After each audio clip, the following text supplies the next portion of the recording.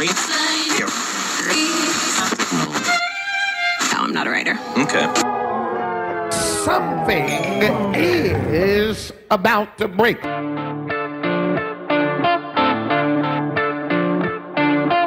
Hello and welcome to episode 28 of the About to Break podcast. This is the podcast where each week we talk to artists and entertainers of all kinds about the ups and downs of doing what you love for a living, trying to break into the industry before the industry breaks you. And this week, I am joined by a man who really knows the industry that he works in inside and out. Scott Tokar, folks. Scott is not only a brilliant magician, he's an incredible businessman. He started a company called Corporate Effects that focuses on trade show magic.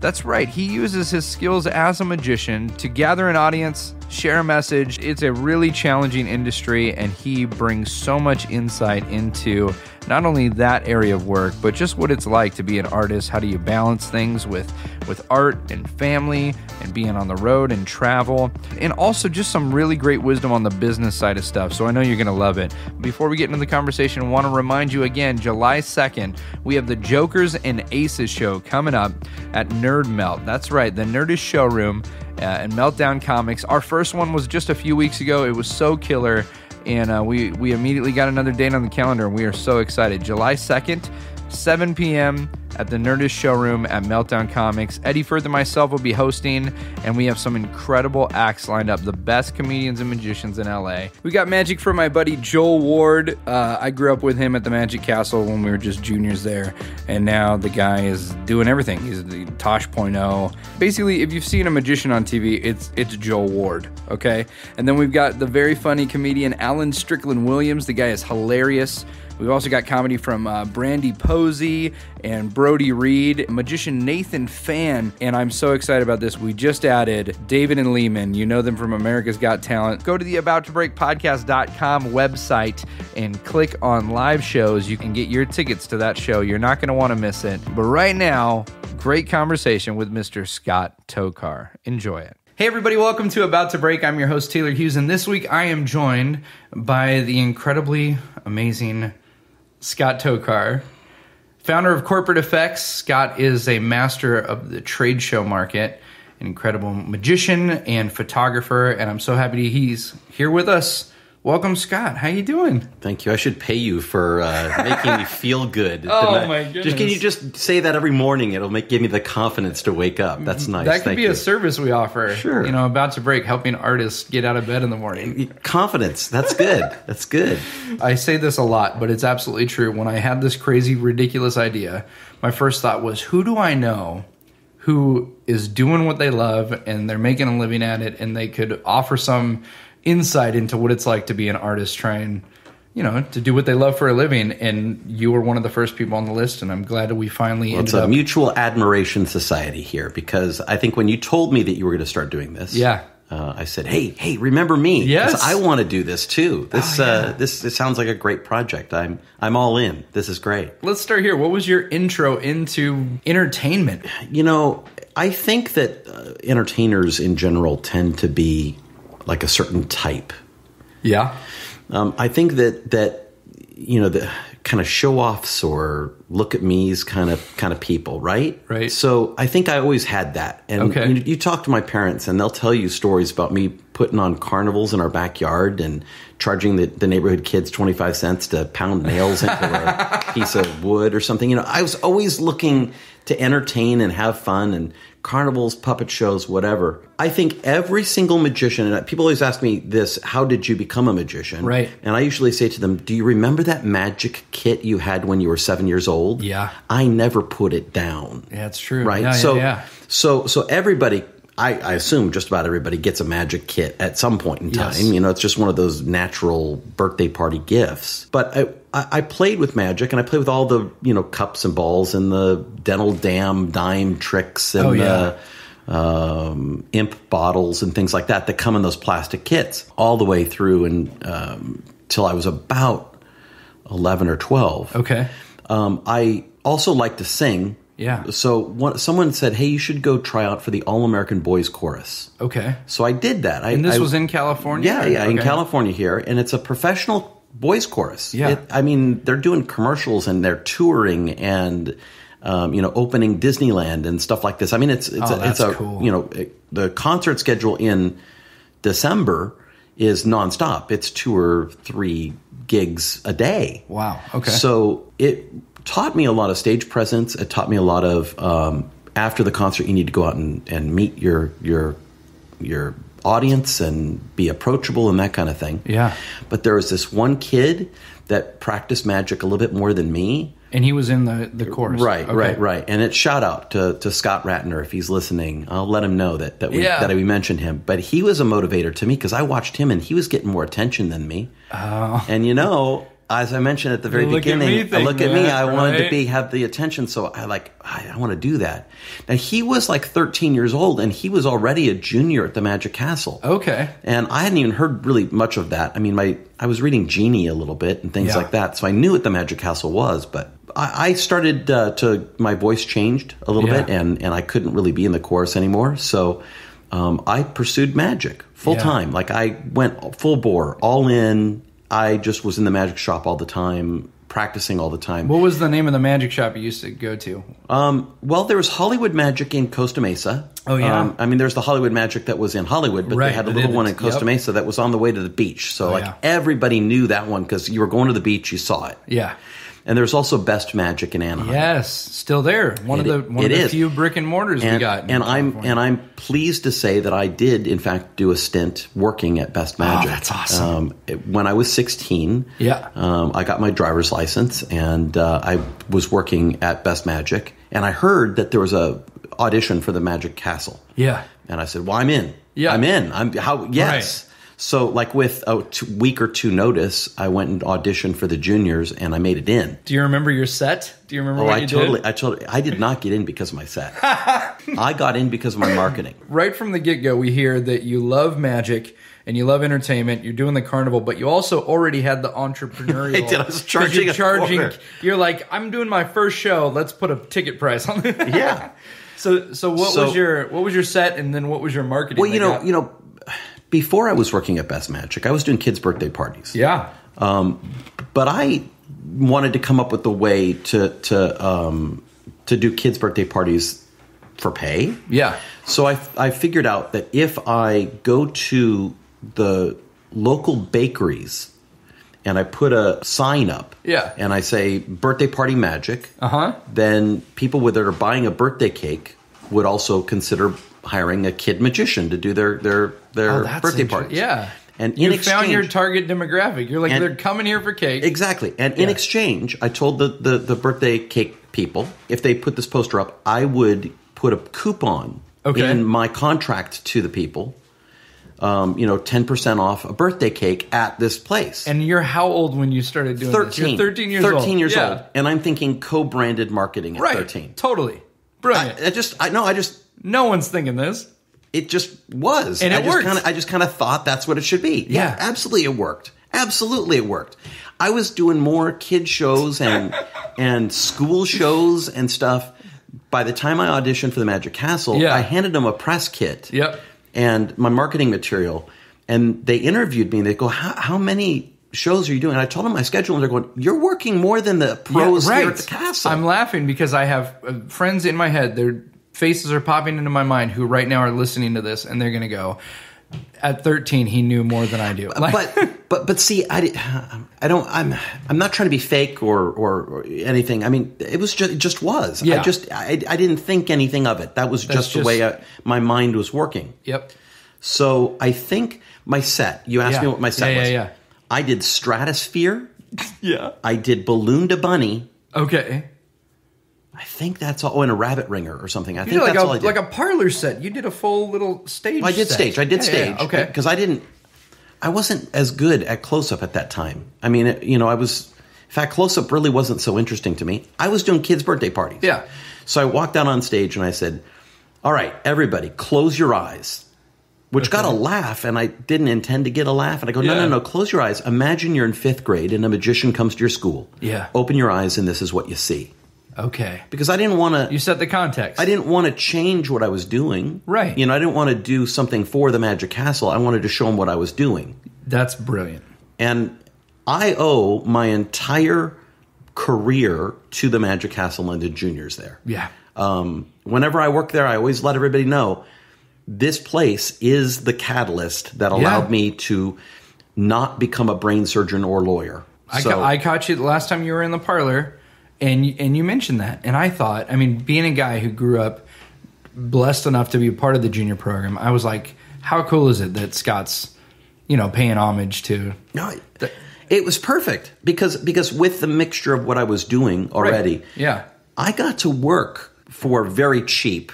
Right. I got to work on the Statue of Liberty Vanish with David Copperfield and the Walk Through the Great Wall of China. Not on location like at Don Wayne's house or at Mendoza's place.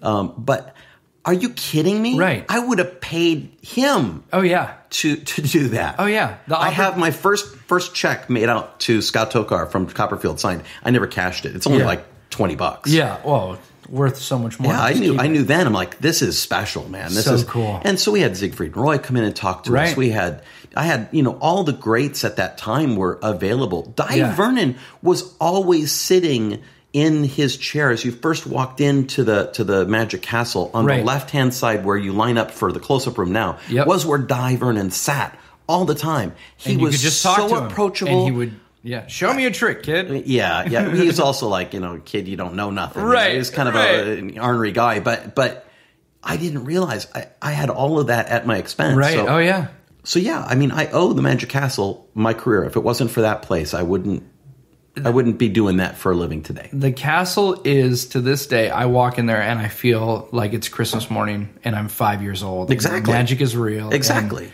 It's incredible. If you want to be reignited, if you ever feel a little stale, if you're thinking, it's monotonous magic, go for an evening in the Magic Castle. Yeah. Go hang out in the library. There's nothing like it. It's awesome. It's like, I'm holding a book that has Houdini's handwritten notes in the ledger. Exactly. Where else are you going to do that? I know. So you get in at the castle. You're doing birthday parties and you've got your marketing going on. And right. So I there were other people there that obviously kind of spoke into what I was headed for. But I remember Diana Zimmerman calling me and saying, Scott, you do trade shows, right? Yeah. Of course I do. Of course I do. Of course I do. Which is something Diana talked to us about when I was in the juniors was don't ever say you can't do something. Yeah, exactly. So of course I do. Say you can do it and then figure it out. Exactly. So my very first client she gave me was Sinclair Paint. Okay. Like, I don't know if you remember, they were kind of like a Dutch Edwards paint store. Totally. But they were doing a wall covering show in Long Beach. Yep. And I went and I screwed it up so bad. I had no idea what I was doing. I mean, I really, really, really screwed it up. But I did learn this is what I didn't know. Yep. About the environment or? About trade shows. Yeah. I mean, I had no idea. I was trying to do some of the kid show stuff I was doing, Got your stratosphere? No, I was moved on from that. I mean, I kind of knew other than that, but...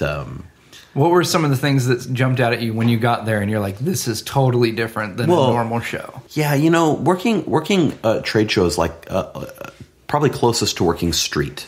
Okay. So you have to gather a crowd, and then you have to keep them there.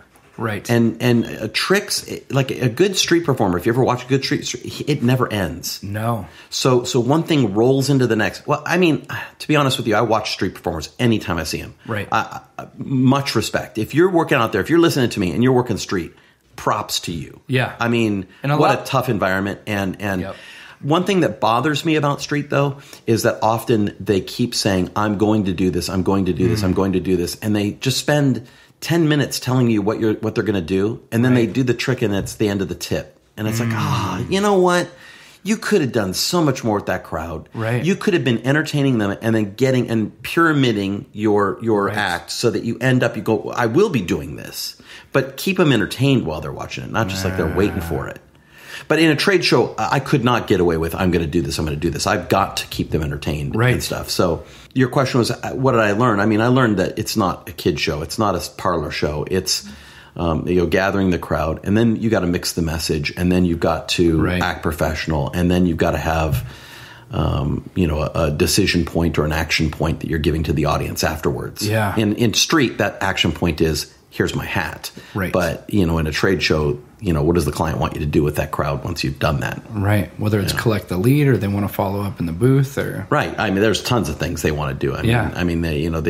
There's sometimes there's a game they want them to play, like go to 4 spots in the booth and get a stamp, and then we'll give you a T-shirt. Or maybe it's fill out this form. Right. Or maybe it's here's a raffle ticket, come back at 4. Yep. Or put on this shirt, and if we spot you out there, we're going to give you $100. Or all sorts of things they want to do, and you just kind of work that out with the client. What do you want me to do once we have the crowd? Oh, yeah. Yeah. In trade shows, I mean, similarly, in I think any corporate performance, ultimately it's not about your show.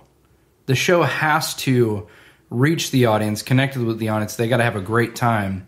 But at the end, they need to leave with the message or connected to the client. Yeah. If you're listening to this thinking, oh boy, I want to be a trade show magician. Yeah. Let me tell you, you probably don't want to be a trade show magician. I love it. This is the other side of About to Break. Okay, so, I love what I do. Right. I mean, I am uniquely shaped and made for trade show and sales meeting magic. Yeah. I knew that back when I was a junior. Right. I was watching my people that were in at my time. Yeah. Ed Alonzo. Oh, and Mark. Well, Mark Kalin was around, but he wasn't like I don't know if he was a junior. I think he was a mystic. Kevin James came in at age 20. Now we have a rule in the juniors: you're not allowed to be a junior at age 20.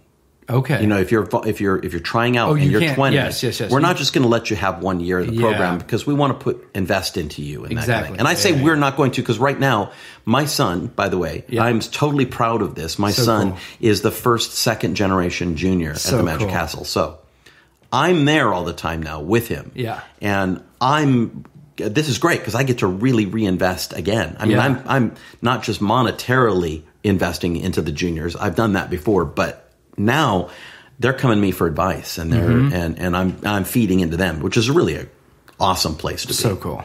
But they want to feed into them for a period of time so they can see a change. Right.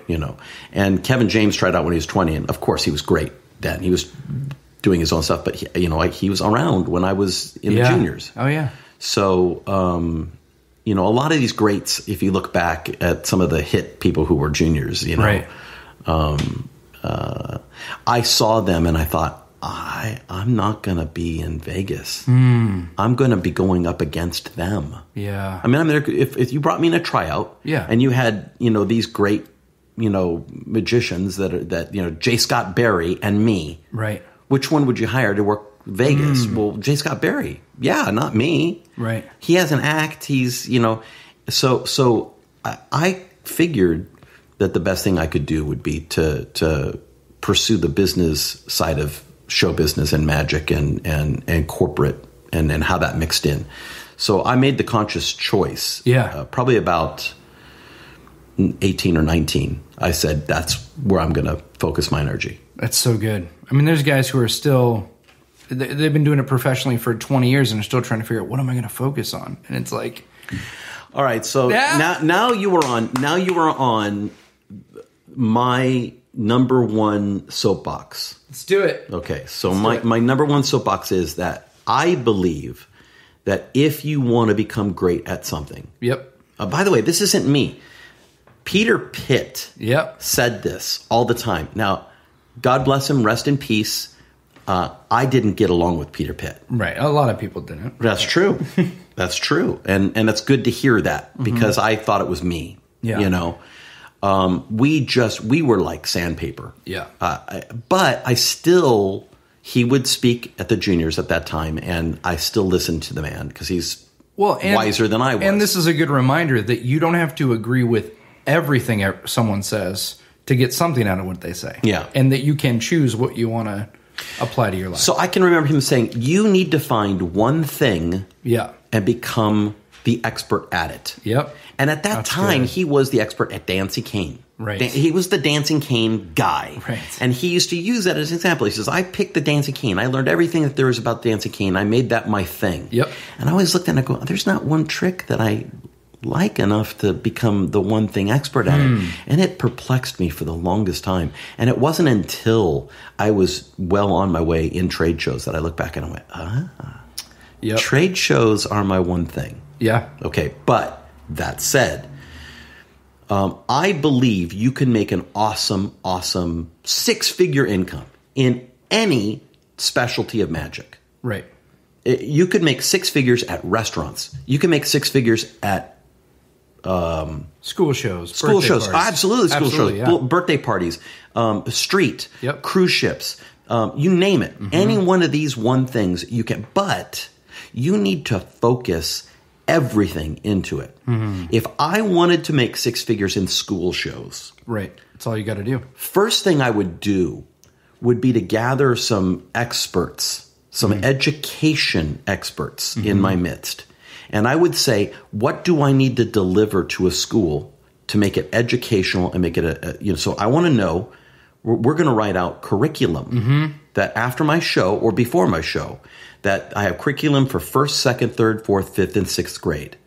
And so like for kindergartners, it's just color a picture of the magician. Yeah. For 6th graders, it's maybe talking about the psychology or something, or, but I build curriculum so that I'm delivering to the school curriculum. Yeah. And then I would be looking at, I'd be talking to them. What's the right amount of time for an assembly? Or, do we want to do an evening thing? I mean, I'd be building it from them. Scott, this is brilliant because so many guys, you're saying start with what the client, who's going to be booking you. Right. What are their needs?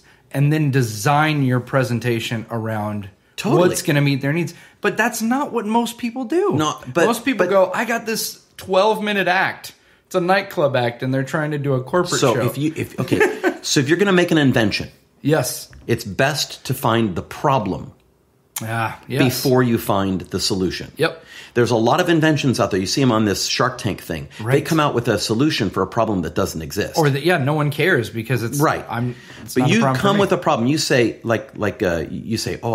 this thing breaks all the time, and I go, you have the start of an invention right there. Yeah. But you also have the start of success in business. Right. So if I go to that school, and I also want to learn everything there is about schools. Right. I want to learn about what they ate for lunch. I want to know everything about it.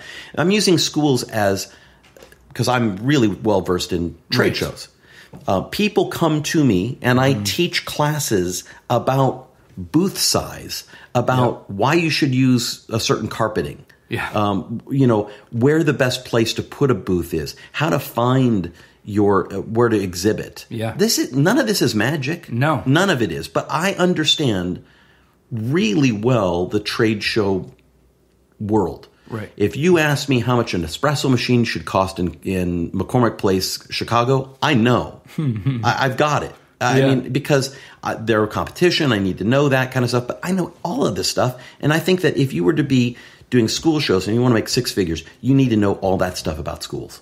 So good. If you're doing restaurants, I've told people this. You want to do restaurants? One of the best things you could do, go take 6 months. Don't tell anyone you're doing this for this purpose. Right. Go become a restaurant manager. Go manage a restaurant. Stand in that restaurant in his shoes. See what the needs are. See what the needs are and figure out when a guy comes in and knocks on your door and says, I'm selling something, how's the best approach? Now, if I know that, now I can turn around and use that knowledge. Right. And when I approach restaurants, I'd kick butt. Right. And what you're saying right now is not just a thing for magicians. Like, I hope everyone who's listening to this gets, whether you're a musician or an actor, whatever your thing is, whatever your art is, whatever your job is, you need to approach who is the agent you're trying to get attention of, who is become an agent. Go work for an agency. Yeah. If my work relied on agents, and it doesn't, because Corporate Effects is its own agency now. But if I required, working as an agent, for agents, right? I would even volunteer. Let me intern. Yep. I'd like to. Can I lick stamps or whatever for you? I mean, I guess we don't lick stamps anymore, but you know what I'm saying. It's like totally whatever it takes to be the help there, so I could absorb. Do you know that back when I was doing kids' birthday parties, one of the things that I was interested in was balloon animals. So I went, how do I learn more about balloons?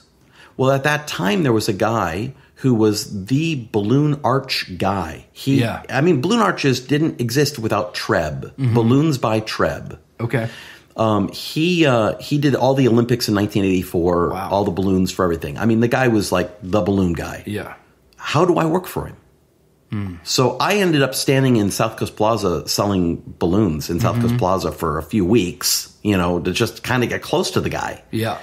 That one kind of didn't work. I didn't learn much from that experience, but if balloon animals are what I need to learn, show me, Yeah. So few people look at the business side from the perspective of, they create, like you said, they create a solution to a problem that no one's asking. And they go, why doesn't anyone want my record? Why doesn't anyone book me for this acting gig? Why doesn't anyone hire me to do their show? Right. I mean, if you're a juggler, you should know whether you're doing a keynote speech, if you're building that, or if you're going to be working street at Disney. Totally different environments. Totally, very different. And in fact, the stuff you're doing is different too. Yeah. Your limitation at Disney, you're probably not using torches because they won't allow you to. Right. But heck, at a keynote, that's a great thing. They want it. Yeah. So that's going to change everything. I know because I've listened to your podcast. Yeah. I know that art is a big thing to you. So, I have spent a whole lot of time thinking about what am I doing? I'm commercial. Have I sold out, or is what I'm doing art? Have you ever thought about that? About your show? I have thought about it. Does it trouble you? I feel torn because I feel like I'll use for magician's window, and I've talked about this on the podcast, but like the vanishing bottle, right? Is a utility item that you can go into a magic shop, you can buy. And I've used it for 15 years since I was, starting off doing stuff. And through the years, it has turned in from this thing that you just buy and you do the trick to there's jokes that are built into it, and it's really something special. But I've spent all this time making something special that was generic and anybody could do. Okay.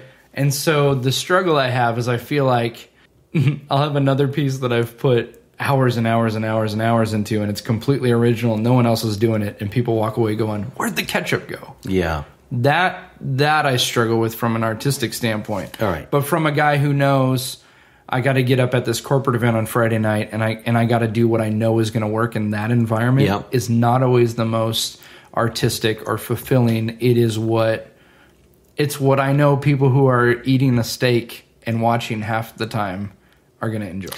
So here's the interesting thing to me about art is that every single art modality has its limitations and its requirements. Okay. If I am Michelangelo and I'm going to chisel out David, my limitation is gravity and the medium that is marble.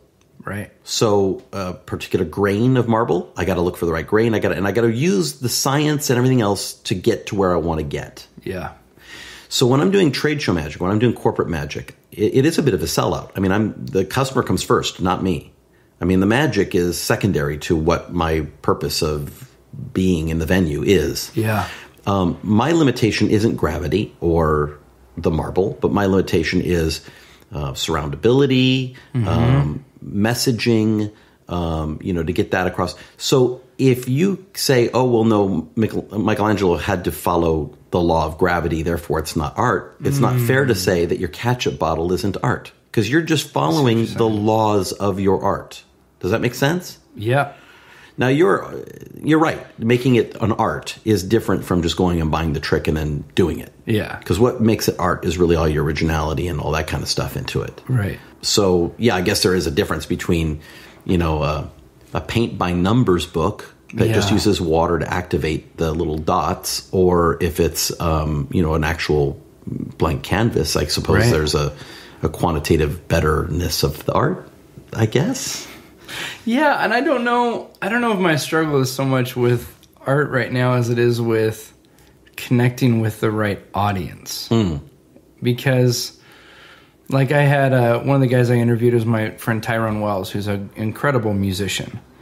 And I've seen Tyrone perform at the Troubadour in front of over 1,000 people who love what he does. And And it's just incredible. And you can feel the difference in the room. And you know that what he's providing in that environment is impacting them in a personal level, right? And then I've seen him perform in a restaurant where nobody's, Right. It's ambient. Have you seen that? Like, there's a YouTube video of a guy that's like the premier cellist or like in the violinist. subway or something. In the subway. Yeah. And like no one even gives him a paying penny. attention. Yes. It's like, but your venue does matter. Yeah. So it's just understanding. It's not judging or saying one's better than the other, but there is that thing if you want what you do people to care about, Yeah, I don't know. I think this is easy in an age of Facebook or Instagram. It feels good to have likes. It feels good to have people, thumb up your photo on Facebook or like your Instagram. Yeah. It makes you, it gives you that pat on the back. And I think as an entertainer, we're feeding that with applause or with the attention. Maybe we're the original vain, look at me, like me kind of people. I think that comes from a place of insecurity, but totally. I think totally. Yeah. trying to feed something with more than it really does deserve. But right. I think that's my age understanding that now. So good. I want to talk about photography too, if you want to talk about. Yeah, sure. I'm happy to. But now that's interesting because that's a great segue right there about art. Let's talk about it. All right. And because you also, in addition to being an amazing performer and businessman, you are an incredible photographer. And I mean, promo pictures I've used over the past couple of years have been shots that you've done for me. When did you get into photography, and how much of that was balancing? Magic was a hobby that became a job. That's a great job, but a lot of times, like you said, you're artistically creating what limited. Works. You're limited. I'm limited. You have to do what works for the client. Right. When you're doing trade shows, when you're doing corporate work, you are those limitations that I was kind of saying. Like Michelangelo has his limitations of gravity and with a grain of the marble that he chose. In trade shows, I have to worry about the surroundings. I've got to worry about timing, visibility. I've got to worry about, most importantly, is the messaging for the client. Does it help sell their product? Right. So because those are, I'm used to those limitations all the time. Right. Some of my freedom of expression is taken from me. The feeling of wow, I've just created something for myself. Yeah. Right? Yeah. So and I think a part of art a lot of times is creating something for yourself, giving yourself the emotion of doing it, and affecting someone other than the emotion I'm used to affecting is buy this product now. Right. Yeah. So with photography, it is very freeing. I'm totally manipulating the way I want the image to look, to express a particular feeling, to pull up that feeling of love, of awe, of sadness, of melancholy. Boy, it's interesting because I always wanted to make people laugh so much in magic, but in art, in photography, it'd be such an honor to make someone cry. Wow. That'd be cool, wouldn't it? Yeah, totally. I always had photography. Yeah. I did it in high school, but it was expensive to do film stuff. Yeah. Because, you had 12, 24, 36 exposures. So it kind of had to wait for digital to kind of get up to the speed. And as it got up to speed, as it became and surpassed film, it kind of reopened it for me. I took photography at Orange Coast College. I, tried to make art back then and, doing weird experimental pinhole stuff. Yeah. Today it's just so much easier to do. You don't need a dark room. Right. I still make it harder for myself. How so? So if I'm shooting, I shoot two different ways. Okay. So one way is as a ministry to my church. Right. The church that I go to is very well known, and the photos I take end up on ABC News. Yeah. If you Googled my name and went to images, half the images will not be of me; they'll be of other people because of my byline. Right. So that's shot with normal SLR kind of cameras. Yep. But I was just in the Sequoias for a weekend. Yeah. And I brought my Leica with me. And a Leica camera is all manual. Right. There is manual focus, right. shutter speed, aperture. It's you. So it's really, I say it's like driving a Ferrari. And it cost like a Ferrari too to shoot Leica because the glass cost it's insane, yeah. But you don't take a Ferrari out every day to go to work because traffic would be a bear. Yeah. But when I want to shoot for myself, when I'm doing it for myself, I bring out that Leica and make it, really the hands-on art. And it really does feel like art because it's a way to fill out the parts that I'm not allowed to do in the magic. Have you been able to combine those two? I know that you've done a lot of shoots for different performers, but in the trade show world, have you been able to use your knowledge of film and photography for any shows? I've got stuff in my notebooks. Yeah. I've got a trick. Please, if you're listening and you own a camera company, please hire me. I have some great tricks for you. Because I'm sitting there going when you do a trade show, you do tons of research, which I'd like to talk about that because you get to know the client and the product and all of that. But how cool would it be to go in when you already know this because it's your hobby and you're passionate about it and you do it for work? Totally. Please, just let's make that a dream. Let's get Leica. Oh, yeah. I don't know if Leica is going to do it. They're a German company, but that'd be awesome. Boy. Scott will learn German. Oh. Ja, das gut. Wunderbar. I actually visited the Leica factory and visited, Is it in? It's in Germany. It's in Germany, in Wessler, Germany. Okay. Was that like Kid in a Candy Shop? Was that being in a magic shop? Leica lenses, it's really a different world because their rejection rate of lenses is like 25%. Really? So like of all the ones that they do, they go, no, that's just not good enough. Like you go to Canon, Nikon, Sony, their rejection rate is like 1%. Well, so it's just they'll have different levels of lenses. But the Leica stuff, it's just so beautiful. Yeah. And it's got a really different feel to it. And I see that in my photography too. When I shoot with the Leica, I can put images down on the table and you can I think you'd be able to tell, that was shot with Leica. Yeah. Yeah. But it's because of the glass. It's because of the feel of doing it all manual and stuff. Yeah. But no, I think I've got a couple of tricks. I've got one that, boy, if Canon or someone would hire me, I'd like to work like the National Association of Broadcasters or there's a wedding photographer show where like I could have them shoot an image with their camera and then what I want to show up would show up even only in the back of their camera. You know what I'm saying? Like you could select a card or you could have something and then it would show up on their camera, in midair. Yeah. It's something that I've designed. I've got it on paper. I know it'll work. I just haven't had the client yet. So sometimes there's stuff you develop for nobody, right? And it sits in a notebook and then years later you're talking to someone. I'm not going to do that trick at the Magic Castle. No. I mean, all right, everyone take out your flash cameras. They're not allowed to take pictures of the Magic Castle, Exactly. Yeah. Let's go back. You're talking to Diana Zimmerman. How old were you at this point when she offered you this first trade show gig? I was 18. You're 18 years old.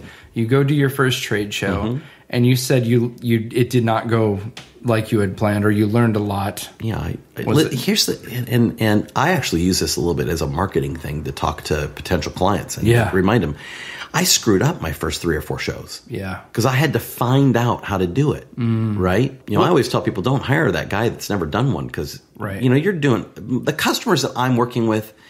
They're $1 million. They're $1 million clients. Yeah. A single sale of what I'm doing is going to make them $1 million. Right. And I'm hoping to do more than one sale at a trade show. Yeah. So I'm making them millions of dollars, and thankfully, I have a good reputation now. They pay me well to do what I do, but they're paying me because the results are in the proof is in the pudding. In our art form, especially when you're talking corporate audiences, it's weird how if they have a bad experience with a magician, sometimes they go, "We tried that. We're not going to do it again." And so that's so true. For you being someone who specializes in the trade show market, there's too big of a risk for you or the client to put someone up who doesn't know how to do it. There's no training wheels allowed. And this is another. Boy, it's like there's so many things that I want to tell people. Let's do it. This could go on for 6-7 hours. I know. And I'm sure we'll do another one at some point. So I have people all the time. They see my corporate effects website. They see that I have other talent that's on there. And really, corporate effects, the majority of the work is done by other people. I mean, I'm doing the booking. I'm doing the connecting of people and that kind of thing. And I have a lot of people go, hey, I want to be part of your team. And then first off, they think that I'm going to teach them something. And I don't. It's not any different than you going to a record company going, make me a star. It's like, well, show me what you do. Yeah. You got to have it already. Yeah, exactly. So first step is the best way to ever work for corporate effects is, first off, if you're already working a trade show, right, find me and make sure I watch you. Yeah. Because first off, I want to see you in the real world. I want to see if it works. And if it's good, then my next step is I kind of want to dig around and find out what people think of you. Yeah. Because I want to know if you're an upstanding kind of guy or gal. I want to know if if you're on time and professional and that kind of stuff. Yeah. And I probably will watch you for a few trade shows. Mm-hmm. So the people that they're like, I only do one a year. Well, it might take 3 years, you know, but that's kind of how for me, I'm always looking for new talent to add to corporate effects. Right. But it's not easy, because I'm going to then turn around once they're on the team. I'm going to turn them around and I'm going to give them the keys to $1 million client. Right. You screw up Nabisco and I'm in trouble. Oh, yeah. I mean, my company, all my reputation of corporate effects goes down the tubes, because Nabisco is definitely going to talk to General Motors. Mm-hmm. I mean, they know the trade show coordinators know each other. Yep. And so my reputation goes down the line. I just blew something up for your boss, for their boss. Mm-hmm. It's a lot on the line there. I feel like with magic, there's a difference. I mean, we've all talked about this, but like, if someone has a bad band at a wedding, they're not going to go, oh, we had a band and bands are no good. That's very true. There is somewhat of a stereotype that comes when people see a bad juggler or magician. They just go, juggler. Do jugglers have the same problem? I don't know. And magicians definitely have this magicians, problem. It's rough. My worst competition at a trade show is a bad magician. Yes! It is not. Okay, let's talk about this, because I've said this for years. Good magicians are not competition. No, never. If someone goes and does a killer job and they love it, I got an email today from someone who I wasn't available last year. I recommended someone, and they said they did great. Thanks for recommending them. Are you available this year? Because they had a good experience with one performer, they're going to have someone else. Okay, so as a performer, any kind of performing you're doing, listen carefully to what I'm about to say. This is, I hope, will change your way of looking at marketing, at business, at everything. Yeah. There are two ways to look at the pie. Number one, the pie is limited. That if I don't get a big chunk of that pie, someone else is going to get part of that pie, and there's less for me. Yep. And then there's pie in the sky. There is enough work out there for any talented person for there to be pie in the sky. Plenty of work out there. If I start thinking that I need to be competitive to the point where if someone else gets a good gig and I didn't get it, that it's hurting me in some way, right? I'm hurting myself. It's pie in the sky. Right. There's plenty of work out there. So when someone gets someone that's good, gets work, I want to celebrate it. When someone asks me, and by the way, you're in my kitchen or my living room here. Yeah. There's a poster over there. Right. Now I've got some great posters hanging up here. Oh, totally. I've got Chung-Ling Soo. I've got Alexander. Carter the Great. Okay. And then who's over there? You got David Blaine. That's kind of controversial. Frozen in time. That's kind of controversial. Yeah. When you see a magician, regardless of who he is, and I like David Blaine, especially now. I think he's really done well. But at the beginning, I don't know if I liked him so much. But when people came to me and said, what do you think of David Blaine? What do you think of Chris Angel? And I always turn around and go, well, first off, what do you think? Yeah. Because if they had a really great experience and they loved that performer, then if I tell them I hate him, then I'm discounting myself, and I'm trying to chip away at that pie in the sky from a guy that, it's only going to help me. It's true. So I would say, it's amazing what he does. Yeah. I'm going to talk him up. I mean, I don't ever want to, never, ever, ever talk down a performer to somebody else. Right. because everyone has a flavor. A couple podcasts ago, you had a punk rock musician on. Yeah. It's like, I don't necessarily like punk rock, right. but you know what? There are people that flavor is exactly what they love. Yep. And for me to say, no, that flavor is not valid, it's not good, makes me look bad. Right. Wow. So when you're looking at other performers, first off, there's plenty of work out there. Yep. You don't need to take it from another performer. Yes. Next. Sorry, it's so good. Yeah. Next, never talk down a performer. And there's a fictional character that I invented to tell the juniors about. And Bob Schmecktton. Okay. Look him up on Facebook. Bob Schmecktton. Did you create a Facebook? No, I did not create the Facebook account. Somebody did. Somebody took it and is running with Bob Schmecktton. So Bob Schmecktton is the...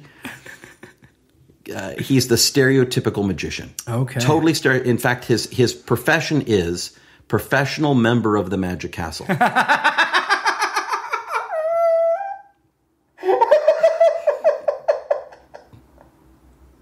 Okay. I'm just going to let you sit there and laugh. Okay. I'm laughing at you laugh at this. Okay. So he's a professional member of the castle. Okay. So not a professional magician, but a professional member. Yes. Right. So again, I'm not running this. Okay. No, I have had a little bit to say to somebody. Yeah. Here's where you should go with this, but I'm not doing it. So please friend Bob Schmecktton on Facebook. Absolutely. Please go look him up, Bob Schmecktton. How do you spell Schmecktton? I have to look it up on Facebook. It's phonetic. Anyhow. So the whole point, the reason I came up with saying to the juniors about Bob Schmecktton is like, if someone says, hey, do you know Bob Schmecktton? Your answer is yes. Yeah. Absolutely. Yep. And because he says, oh, he's a member of the Magic Castle. Do you know Bob Schmecktton? The answer is yes. Not, no, I don't know this guy. Right. It's yes. And tell him when you see him again that Scott Tokar said hi. So good. Okay, so two things I've done. First off, good. I've lifted up Bob Schmecktton. Yeah, whoever Bob is. I don't know who he is. He could be the crummiest magician in the world, but the person's asking me has a personal relationship with this person. Right. And for me to tell him that he sucks would be saying that your choice in friends sucks. So good. Okay. Next, by saying, tell him I said hi. Yeah. When Bob hears that Scott Tokar said hi, he may not know who I am, but he's going to look me up. He's going to find out and we become friends in a way. It's so good, Scott. That's so good. And so contrary to how most guys treat each other. There is a whole lot of Magic Castle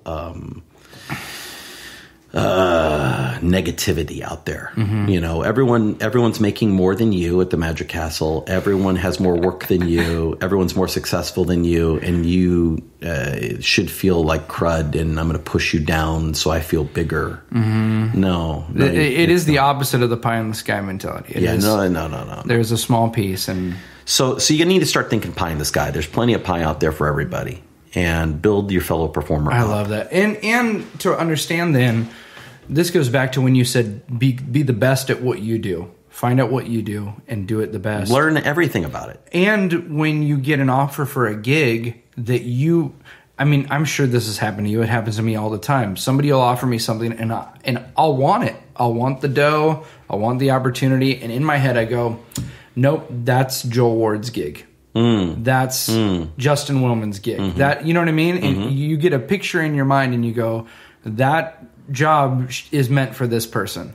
Now, I'm in a unique position because corporate effects. Right. I have a stable of people. Mm-hmm. And I can even put someone on the stable for a particular gig if it was good. Right.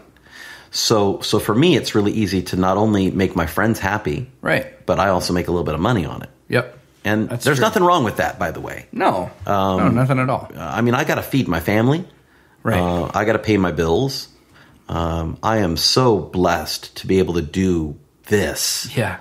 And have a house. Right. Are you kidding me? I'm in Orange County, California. Right. I should not be doing magic tricks and own a house. Yeah. A lot of that, I think, is not just your ability as a performer and your ability as a businessman, but it is your willingness to promote other people and support other people and to do what's right. Because a lot of this business isn't just who you are on stage, and this goes back to vetting who you have on your team. Mm-hmm. it's who you are off stage. And are you the same guy that people enjoy watching? Do you remember, though, I mentioned to you that one of the steps of joining Corporate Effects, right, if I were to put you on the bill, would be that I am going to ask my fellow friends in magic, and we're a close-knit community, right? You know, especially the pros. We all kind of know each other, yeah. Especially in trade shows. Oh my goodness, we know everything about everybody in trade shows. I'm going to say, hey, what do you think of this guy? Yeah. And you might have had an argument with him, and it's going to get back to me, and that's going to be part of my finding out who your moral character is if I want you to be part of my team, because you're going to represent me even off stage. Right. Yeah. Representing you, representing the client. Customer. Yeah. That's ultimately the worry. Yeah. It is, and this isn't. We've seen this happen with guys who are incredible performers, guys that are more skilled than we would be, but didn't have the character or the integrity to not lose a gig because they blew up in the parking lot after the show, or they, you know. No, and of course, there's the professional SMS aspects of it. Do they show up on time? Do they put in their full, heart into the performances? Yeah. All that kind of stuff, yeah. Okay, so I want to talk a little bit, if we could. You've developed in the trade show world different performance options, and different, whether it's you do your aisle view presentations, and then you also do larger... I'm so happy to hear people say the word aisle view. You coined it. I did. It's yours. I did. And please use it. Use it. Go ahead and use it. Because it helps us define. By the way, if you are making more money than I am at trade shows, God bless you. Absolutely. Please do it. I love it. Raise your rate. I love it. Because it's only going to make my rate go up. So good. That's awesome. Please make more than me. Rising tides. Aisle view and theater style. So theater style is audience is seated and you begin the show. Aisle view attracts an audience to the generally they're standing. Sometimes I do a combination. I call it Pied Pipering. It's not something that I've published. But I use it in talking to my clients. Is if you have a PowerPoint slide presentation that they must see, I pull the crowd at the aisle and I Pied Piper them into the seats to sit and watch. Okay. So it's kind of a combination of the two. Yeah. You say, find one thing, be the best at it. But that also required for you to be the best at trade shows. You had to become great at close-up, great at parlor style performance, and also you do large illusions. Because you looked at what are the different options I can provide for clients. What are how can I vary what it is that I do? Well, the close-up came from looking for places to perform that were maybe more mature than doing the kids' birthday parties. Got it. There's nothing. By the way, I say that in more mature. A lot of people down talk birthday party guys. I don't know. Holy moly! Like I say. Yeah. Think about this. You want to make money in magic? Yeah. Do you know to open up the Chuck E. Cheese in your neighborhood cost $3 million and its sole purpose is birthday parties? And there's one in every city. Investors around you that are smarter than you are putting down their money so that they can take advantage of the birthday party market. If you just tap into a portion of what Chuck E. Cheese is doing, you're going to be rich. Oh, yeah. And you've got Chuck E. Cheese. You've got all these bounce around places now. My point exactly. Yeah. So I don't mean to talk down when I said I wanted to do something more mature. Right. No. I didn't. It was just for where I wanted to go. Exactly, yeah. With that, I wanted to do restaurants. Okay. But I needed to learn close-up. In fact, I can remember my dad and I went and saw a guy in Irvine doing a restaurant called Ma Barker's was the name of the restaurant. It's not there anymore. But we walked in and we went to watch, and he could, when another magician watches you can kind of tell they're a magician, right? Because of where they're looking. And, how they're responding to what you're doing. It's different. Yeah. You get applause at places at the Magic Castle that the rest of the audience is going, why did they just applaud that? Yeah, because you did something that was totally invisible. Yeah. You did something that shouldn't be seen, and it wasn't seen, and they're like, oh, that was great. I didn't see that, Oh, yeah. So he could kind of tell that I was a magician, this magician that was working there. And I fessed up. I said, yes, I'm a junior at the castle. He goes, would you like this gig? What? He's like, I'm doing this for my friend. he owns the restaurant, and I don't really want to be here. So if you want this gig, I will give it to you. I love it. And I went, okay. Yeah. Went home and I said, Dad, I got to learn close up. Yeah. I got to learn close up. Yeah. So this goes back to the Diana, never say no. Right. Yes. So I think I started with Rainbow Rod and cigarette through quarter and stuff like that. Yeah. But I started to build my repertoire, and I have to say, there's no place better to learn magic than working restaurants. Oh, yeah. Because I can do a trick for this table, walk 3 tables over and do it again. Yeah. So if I screwed up, 5 minutes later, I had success. Oh, yeah. So then it's not just the success in the execution of the trick, but it's a success in discovering your character. Yes. What people want to see you do. Yeah. And by the way, that's how you build character for me. It's not like I sat around and went, okay, here's what my character is going to be. No, I performed, and then I got positive reinforcement or positive, feedback from the things that people wanted to see me do. Yep. And then now I know what my character can do, and it's easy for me to find stuff. Right. But back then, early on, it's just you try an ace assembly, and they did not want to see me do an ace assembly. They wanted to see me do card warp. Right. All right. Yep. They wanted to see me tear up a card, and fine, great. So that became part of the repertoire. So close up, I did it enough, and I started doing kind of the same thing back then. I had more restaurants than I knew what to do with it. I was putting friends in restaurants. So cool. I think I learned close up. I won the IBM contest in doing close up. Yeah. I competed specifically so that I'd have the ability to say, it's not just me that's saying that I'm great. Yeah. Other people say I'm great. What's great about that to me is your goal with winning a magic competition was the marketing to actual clients. And so many magicians, the goal is, I want to win this award so other magicians think I'm great. Or they think somehow amazingly that the work's just going to come to them. It doesn't happen like that. No. It doesn't. It was a means to an end for me. Very, very wise. Sorry, I just had to pause on that moment because I think that's huge to look at in anything, whether it's a TV appearance, whether it's you're doing something that's getting a lot of news press. You have to look at how am I going to leverage this to let my clients know what I can provide for them. Yeah, sure. Good. So you start with close up. So when you're doing trade shows, was your aisle view your kind of initial? I think that's the easiest to do. Theater style is almost a different animal. Yeah. I mean, because you have to get that audience seated. Mm-hmm. And how do you get people to sit down? It almost kind of goes back to that street performer that's saying, hey, I'm going to do something great, and they don't really deliver it. Right. But I the way I build it is I have music, and we bark them in, and we promise them a gift. If they're going to sit down, you're going to get a T-shirt. Yeah. There's only 12 seats, but I'll end up with a crowd of 150. Yeah. But so give me 12 T-shirts, and I'll build a crowd of 150. Great. How did you start doing illusions? Because I am also... I love illusions. I don't know. In fact, I bought something from you. Yes. Yeah, that's right. And I haven't used it yet. Oh, man. But I saw the potential in it, and I went, there's a ton of potential in this thing. And you were one of the few people that I've seen, and maybe I haven't attended a lot of trade shows, but maybe this is a thing that's done now, but you're one of the few people I've seen who can take a large-scale illusion that is normally play a track, do the trick, no talking, and it's over.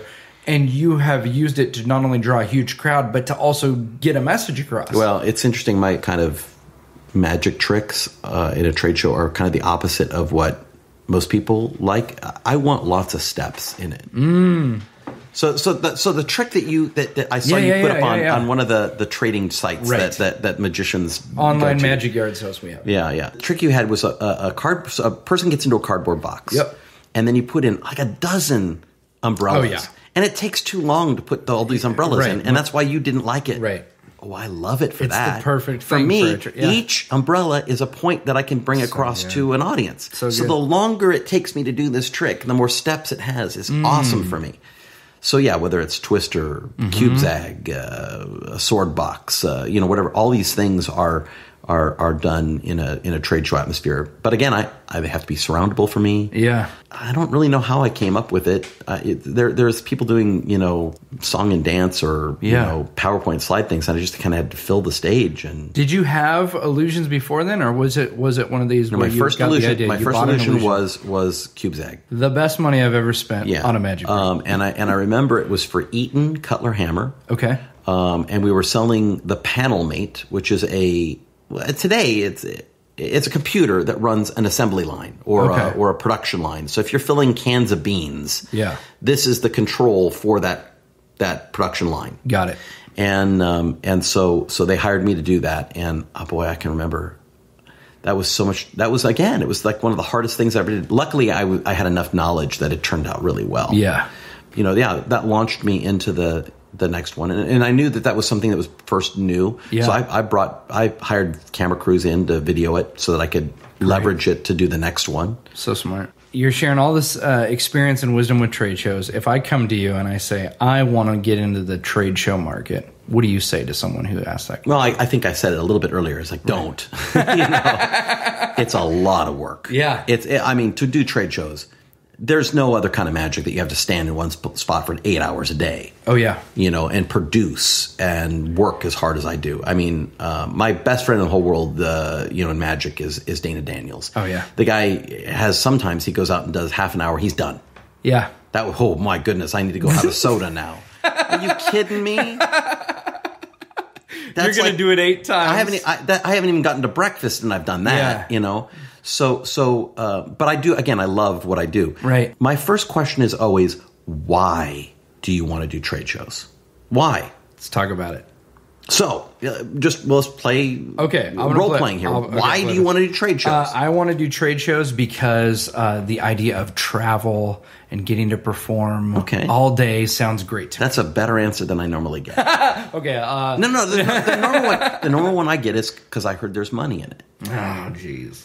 And I'll tell you what. Yeah. To build your business, whether you're going to make 6 figures at restaurants or kid shows or trade shows, it's going to take you time to build your business. Right. Let's say that it's going to take you 5 years to make it profitable, to really make it profitable. You could take 5 years and become a lawyer or a doctor and make more money. It's true. Okay. So if it's just about the money, and you don't mind selling yourself out, please go become a lawyer. Yeah. Pass the bar exam. Right. If you've got the entertainer capability, if you got the ability to stand up in front of people and convince people that the silk is in this hand, you also have the ability to prove them that you can acquit my client. Yeah. Okay. You will make way more money and have more honest hours than I do. Okay. No, the right answer is first off, I love it, or I think I have the skill set for that particular thing. Yep. Or I've done some gigs like this. All right, so now at least you're starting in the right place. Right. And trade shows probably is not going to be the place that you're going to choose because most people just think it's because there's good money, and there is good money at it. Yeah. But again, there's good money everywhere else. So and you're going to have to make the good money. You're going to have to put in an amount of work. It's going to take. Listen, you don't just suddenly have a Subway franchise pop into existence and start selling sandwiches that are with a line out the door. Totally. No, you went and did your business plan. Yep. You went and you looked at the franchise opportunities. You went and found a location. You rebuilt that store so that it was to the specifications that it needed to be. You advertised the fact that you're there. And the first year you lost money. Yeah. That's all the same thing with any kind of career you're picking in magic and juggling and band or whatever else. Right. It's a whole lot of sweat equity is your education. Mm-hmm. You paid, if you went to college, you paid $100,000. Right. So that you had that start. Yep. And if you're not doing college, if you're going to become an entertainer, figure that 5 years of building that thing up is your college education. Yeah. So you're going to go into debt on this thing. You just don't have government-funded loans to do it. You see a lot of young guys who have the talent and the ability but don't have that drive or the patience that's required to keep going at it. Yeah. Yeah, there is a whole lot of just do it. Instead of dreaming it, just actually putting pen to paper and doing it. I think that even for me, I lack some of that motivation sometimes. I come up with ideas and stuff, and I just don't put pen to paper. Yeah. So it doesn't happen. All the time I have people calling up, and they call Corporate Effects saying, I want to work for you. I want to do this. It's like, first off, make sure this is what you want to do. Right. And then have the right reason to know why you want to do it. Totally. And then you know what? If you want to do trade shows, first go sell some displays. Trade show displays. Go work for a trade show display company. Yeah. Get your nose in the business and see if this is the business you want to be in. Right. Because ultimately it's not just performing. You are selling and you... And after putting 5 years of your time focused on something, you want to make sure you went the right way. Hey, you know what? We should digress a little bit. Yeah. I never shared with you the whole idea of one thing from Peter Pitt. Oh, yes. Let's get back to it. So Peter always said, be excellent at one thing. And I found that trade shows was my one thing. But I really think that if you want to make a real success at your performing career, you need to pick one thing. You need to pick one venue. Okay. I only know a handful of magicians that have been able to be general practitioners that have made really good living. Yeah. Danny Orleans. Dana Daniels. No, Dana is not everything to everybody. He's a comedy magician that does nightclubs. That's true. Yeah. I mean, he's not doing restaurants. He's not doing school shows. He's not doing, I just look at Dana's act it's perfect because he could perform a Vegas afternoon show for a family audience. And he does. He could do a corporate show and he could do trade shows. So he's not so happy with trade shows. Yeah. It's not his thing. I've tried to put him in. Like I had a client that did actually malls. Yeah. And I had a lot of work for a lot of people. I met a whole lot of magicians and made them very happy at one point in time. For a client we did mall shows for. Yep. And he worked and he came out of there going, yeah, you work too hard. And I do. Yeah. But Dana's doing predominantly comedy after dinner, maybe their corporate customer. Right. That's another pet peeve of mine. People say, hey, I want to work corporate. And you find out all they want to do is after dinner shows. That's not corporate. That's just an after dinner show. Just who's paying you, That's true. The bride and groom or Nabisco. Yeah. It's the same show. It's not corporate. That's just after dinner shows. No messaging, no customization. But I think you need to focus. So if you want to make a whole lot of money and you're a doctor, don't become a family doctor. They're not making money right now.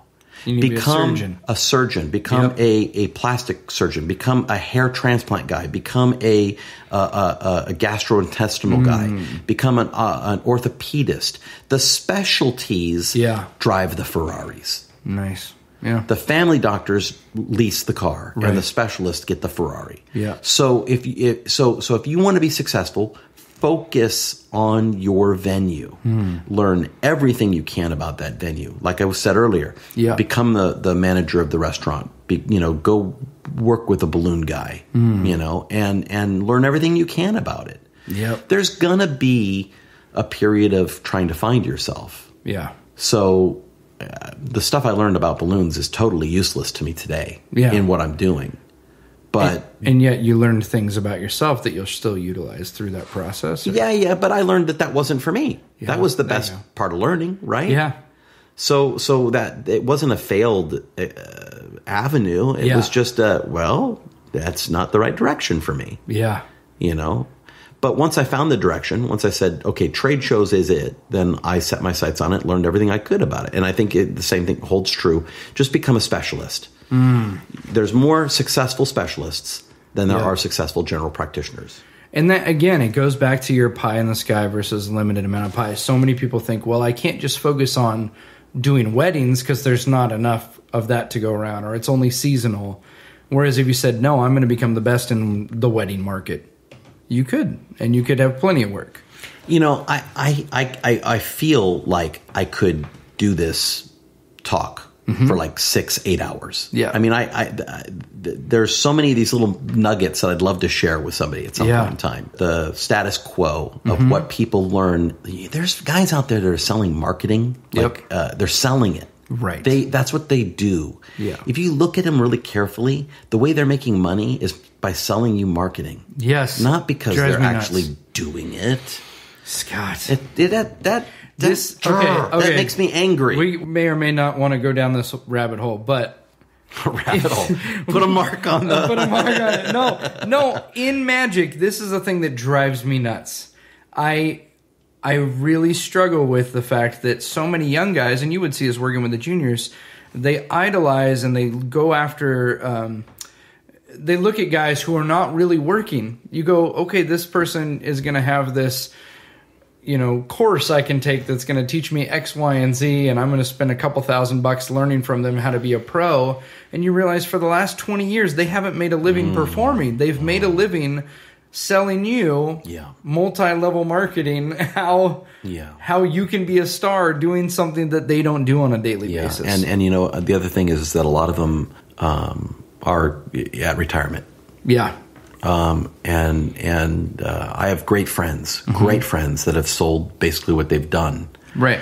But even in trade shows, they change every 5 years. The way you're selling, the way you're doing the things are changing every 5 years.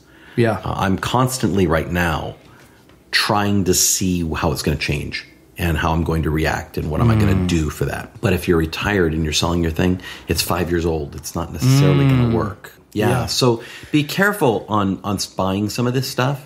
I mean, you can learn. I still grab old magic books from 1920 and I learn from them. Totally, but you don't look at it as a magic pill that when I take this course or I do this, all of a sudden I'm going to be a star. But have you noticed? Have you read some like really old magic books? Yeah, I have a reprint of The Discovery of Witchcraft upstairs. Oh wow! And I would love to see that.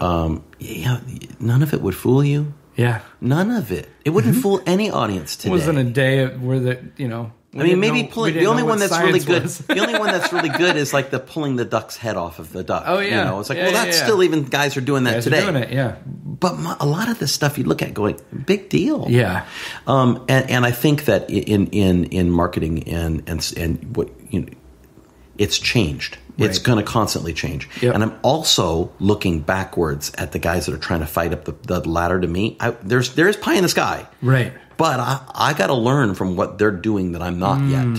So someone's going to innovate behind me, that's coming up the ladder. And I need to not just try to grab the next rung up, but I need to look at the rungs down there and go, oh, you're doing it different, and that's smart. So good. So I need to learn from down there too. So unfortunately, I think that in marketing, the people aren't looking at what the next move is, and they're selling what was old. And I really feel for people on that. You need to know if you want to, and not just look within your own industry. Like if you want to learn about marketing, don't just look at how magicians market.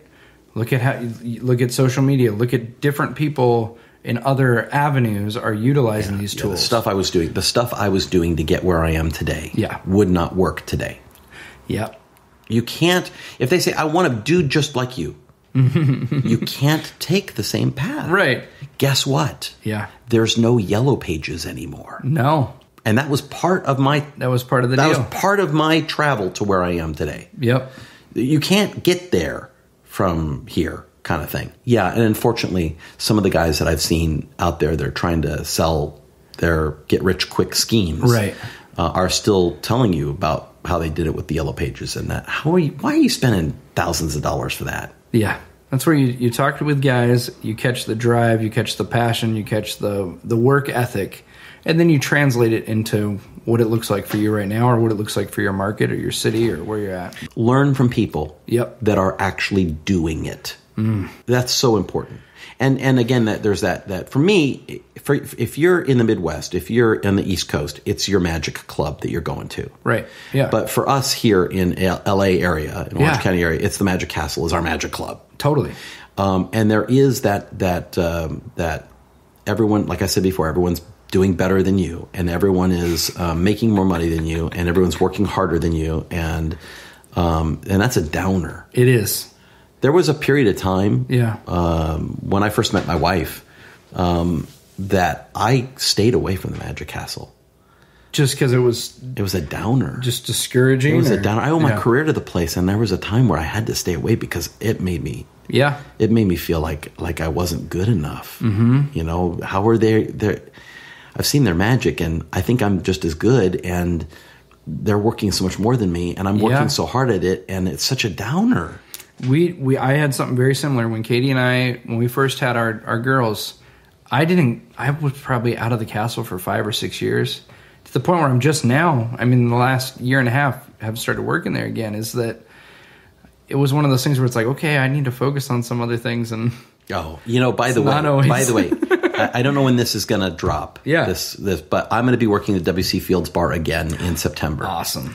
And so Jack Goldfinger, the guy who books the Magic Castle, I was working the parlor, and I said, I'm watching Doc Eason down there, and that looks fun. Yeah. That works for me. That's very much like trade show. Very much so. So I'm like, I want to do that. Will you trust me enough to let me do that? Yeah. So I had a blast. I did it back in January, February, and it was such a blast. So fun. And I actually, don't think I don't want to work the parlor again, because that's great fun too. Right. But Jack called me and said, hey, can you work it again? And it's it's really rare to get an opportunity to work a room a second time in the same year. Same year, yeah. And I'm like, well, I must have worked, because that just really felt good to me. So I'm really excited to be back there again in September. And that's September. I'm gonna come down and see, because I haven't seen you in that venue yet. I got to check you out. No. I'm gonna look up the dates here specifically, so we can I can plug it on here. September 7th, 8th, 9th, and 10th. Awesome.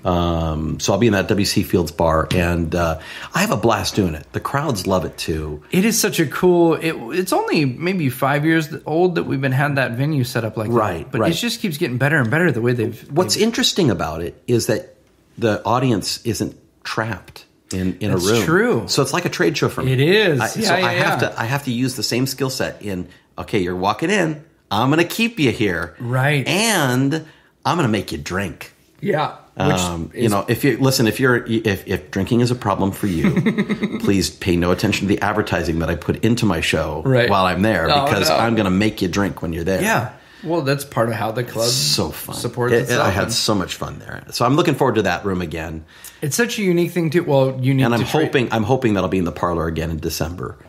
Usually you do parlor in December. So as a trade show magician, I'm dead in the summer. Yeah, we're just hitting my dead season here. Yeah. I've got 2 more shows to close out spring here, and then there's a period of dryness. Yeah. Now I know this, and it's worked out into my budget. And I know that it's going to be dry. Yeah. It's also time for marketing for me. Yep. Because I'm home doing nothing. But also in December, while all of you guys are out there working your parties and so busy and making all your money, there's nothing. Mm-hmm. There's no major trade shows in December.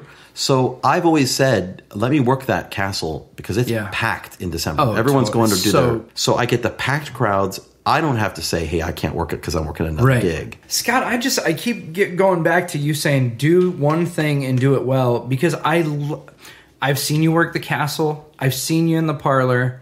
And you could be doing 20, 30 shows in December if you wanted to. No, you know what? No, there's a little touch of art there, because I get to choose what I want to do, and I'm working the castle. It's a refreshing touch of art. Right. But what I'm saying is when you say there's a dry season for you in the trade show world, but that's intentional. It's not because you couldn't be working in these other avenues. It's because you've said, I'm going to do this, and that's what I'm going to focus on. I can't take other gigs. I do volunteer gigs for my church. Yeah. And again, I mentioned my church is huge. Right. We have venues of our church all around, and so these in Orange County. Right. So the venues will call me up and say, "Hey, we want you to do a kid show." Yeah. You're like, I know.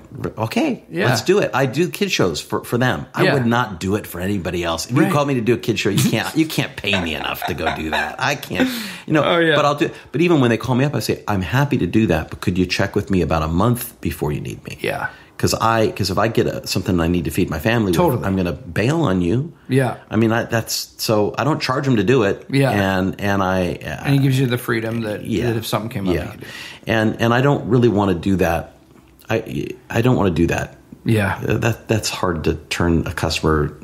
That's not right. I want to ask you this, being not only a full-time performer, but being a husband and a father of 2 kids, where do you find the balance of working in an industry that's very demanding, that requires travel and a lot of time on the road, and when you're home, being home? How do you... Well, I think margin is really important. You gotta be able to say no to a lot of things. Yeah.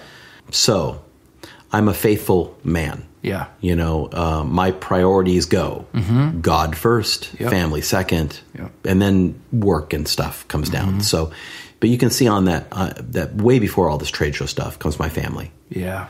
And you know, I try hard to be home when I'm home. Yep. You know, I want to be there for my kids. I want to be there for their performances when I can be. You know, as a performer, I miss birthday parties. Right. I miss anniversaries.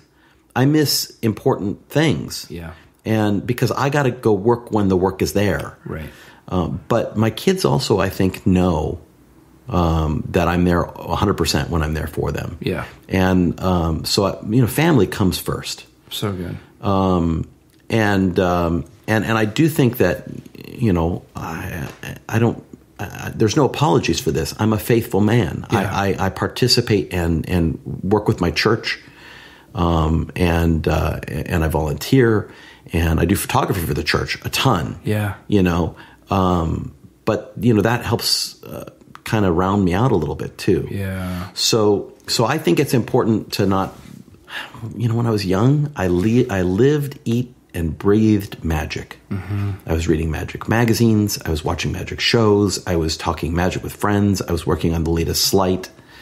I'm not doing that so much anymore. Yeah. When I have to learn something for the repertoire, it's a scheduled amount of time. It's I say work. it is. Yeah. It's this time. I got to learn this and this. I got this many days to do it, and it's focused. You know, back then it was like, hey, I'm just working on a new sleight. Yeah. Okay, so I mean, I'm still working on new sleights. I'll show you some at lunch. We'll go to lunch and I'll show you some sleights that I'm working on. But that's for later down the line. Yep. You know, put family first. So good. I have friends a lot of my friends who are comedians. It's such a different world.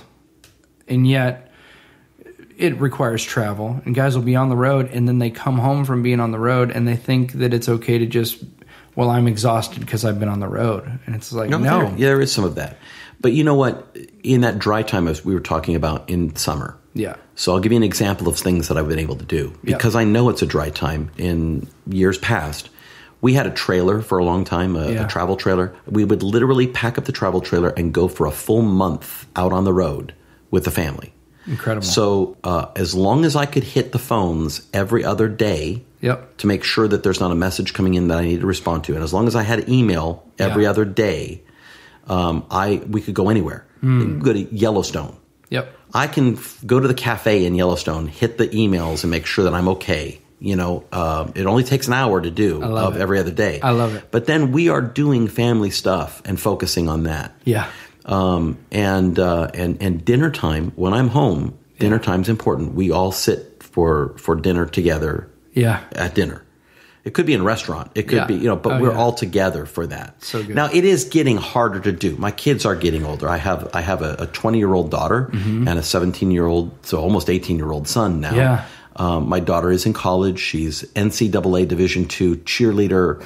Wow. You know, she's got life going on. Right. And that's right. That's the right thing. You know, there's a let go as a parent. You got to kind of let them. That's what we want. So, but the investment that I've made up to this point, and that I continue to make, I think is so important. You know, because you know what?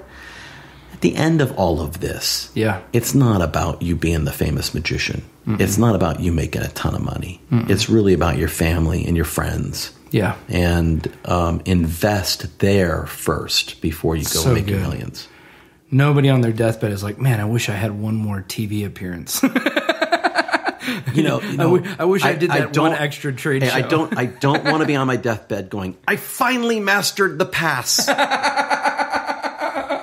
I think it's so cool that you're working with the juniors, because having been a kid who grew up at the castle and had every opportunity to do this for a living because of that, I think back to when Bob or Diana would say, hey guys, we're able to do this thing or this event, or we got this lecture to come in because Scott Tokar donated his check from the castle so that we could do this. Oh, they're not supposed to publicize that. When I was 17 years old, that spoke to me huge.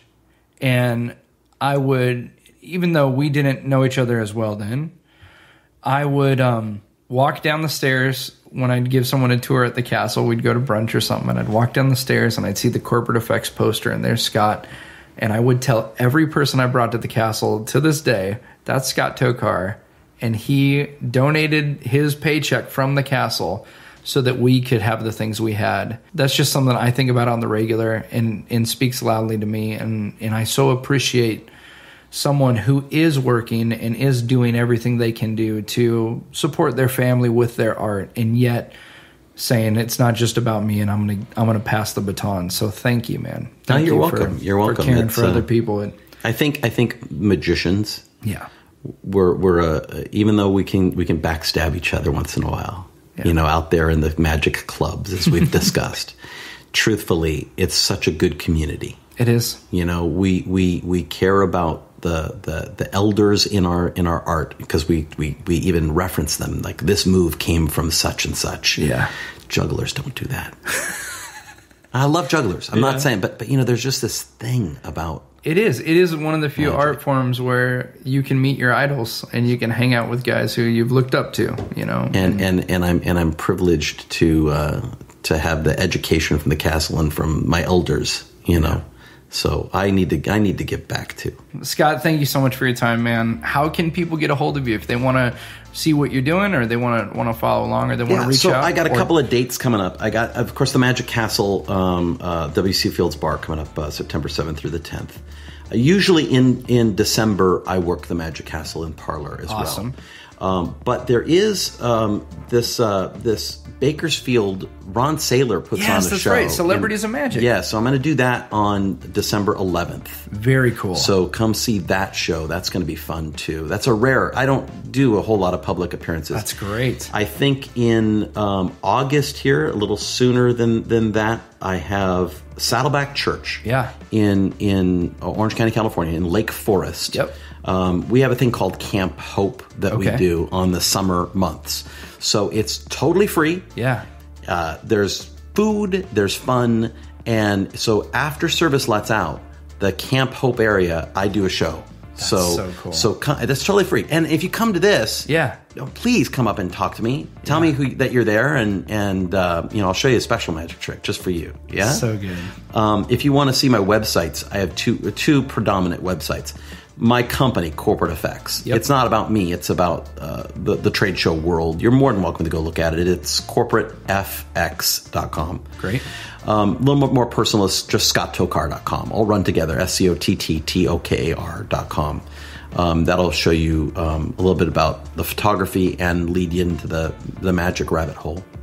Instagram. Yep. I'm on Instagram all the time. I that's where I kind of share my work. Scott is really fun to follow on Instagram. So Scott Tokar, just at Scott Tokar on Instagram is fun. And I'll put links on the show notes here. So if people are listening to the podcast, want to follow you on Instagram or check out your website, and you know what? I'm going to hint. Yeah. There's something big coming. Yes. There's something big coming that I can't wait to tell people about. Yeah. Let's hope it's around December. Awesome. But hey, you're going to say, I listened to that podcast, and then something big happened. Just remember, we'll have to do a follow-up. Okay. We'll have to do a follow-up when that comes out, and we'll talk about it. All right, great. So good.